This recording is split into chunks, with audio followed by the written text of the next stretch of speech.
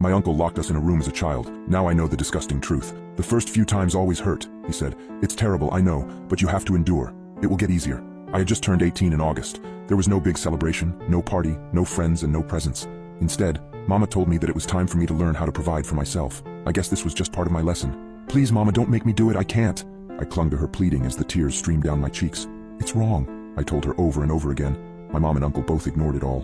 There is no other way, dear, she said in his soft and caring voice. With that, he led me over to the room where the man was already waiting for me. He looked nice enough, but in the back of my head, I knew the horrible things that were about to happen. The moment he saw me, his glassy eyes turned hungry as he measured me up and down. He smiled a bit when he saw me, but it wasn't friendly. Instead, it was ripe with anticipation of what was to come. I knew this was going to hurt, but not in the way you might think. Mama told me it was about time. I started crying again and said there was no way I could do it, but yet again my plea fell on deaf ears. You don't have to worry about a thing, my dear. Everything is going to be fine. It will be over quickly. It only hurts the first few times. Oh, how right she was. I don't want to think back at all his screaming, his pain. Once it was all over, I was a shivering, shaking mess. I lay on the bloodied, soiled bed, curled up into a ball, crying. I was so ashamed of myself for what I had just done. I felt dirty and worthless. I didn't want to think about it, didn't want to feel any of it, and just wanted to forget. At the time, I never understood why I had to do this, but it all makes sense now I'm writing this. It must have been hours that I lay there, maybe even days. Finally, Mama came into the room and sat down on the bed next to me. She hugged me and whispered into my ear to calm me down. After a few more minutes, when the tears stopped, she helped me up and led me to the bathroom to clean myself up. She said nothing about the state the room was in. There's nothing to worry about, she said. This had been going on for years. I never knew when it was going to end, or if it was going to end. I hated it, but Mama and Uncle always said I needed to do this to survive. Our whole family did. I never understood what they meant at the time. Mama waited for me to get out of the bath. I was still wearing my bathrobe when she motioned for me to sit down next to her. You know, I think you're old enough to stop doing this, she started explaining. It's time for you to learn our trade. You're in your prime, a young, pretty thing like you. You are even more beautiful than I was in my days. That was when the training began.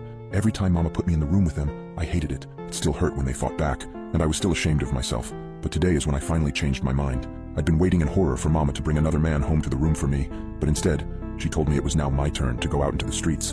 We picked out an outfit together. I guess this is what prom feels like to other young girls, at least if prom took place out on the streets and every girl dressed in beautiful costumes. I riffled through the tiny closet that served as the fashion hub of our humble apartment. Inside, garments of varied hues and textures hung with a modest grace, from silk dresses of radiant scarlet to tulle skirts of twilight blues. Mama always said it was important that we had these dresses for when I grew older and needed to find men myself, but it was even kind of fun to dress up and put on all that makeup. Once we were done, I felt stunning, beautiful. Mama said I'd easily be able to find people to bring home to the room. Out on the street, I realized how right she was. I noticed the glances people gave me. The eyes of the man lit up when they saw me. The look on their faces as their eyes wandered over my body. I could almost taste their blood boiling. Thankfully, I didn't have to wait long before a young man approached me. He was quite a bit older than me.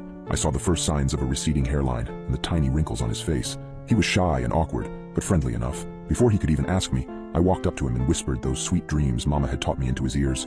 I led him back along the street. On the outside, I was strong and confident, but inside, I was as afraid and awkward as he seemed. It took no more than 5 minutes before we reached the alleyway that led to the small apartment Mama and I lived in. I could hear him inhale and see his smile when I opened the door. He looked almost ecstatic. The moment we entered, Mama looked up from the living room and smiled at the man and me. You are back so quickly, dear. I smiled at her and nodded. It's fine, don't worry about it, I said to our guest. For a few moments, he looked over towards Mama, most likely wondering what was going on. Once his eyes had wandered back to my body, he already seemed to have forgotten about her. I took his hand and led him to my room. Mama had filled it with flower petals and candles. It was beautiful. The two of us stepped inside and he sat down on the bed looking at me. So, how are you? He started, but I put a finger on his mouth. I am going to freshen up a bit. You wait right here, I said in my most sensual voice.